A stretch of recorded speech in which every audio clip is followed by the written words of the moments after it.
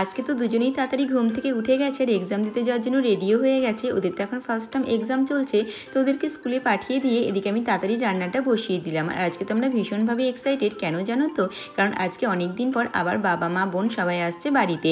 এদিকে সানাময়িকও স্কুল থেকে ফিরে এসেছে আর কালকে এক্সামের জন্য অলরেডি প্রিপারেশনও স্টার্ট করে দিয়েছে। তো ওদের এখন একটু ফল কেটে দিলাম, তারপরেই ফিরে এলাম আবার সন্ধ্যাবেলা।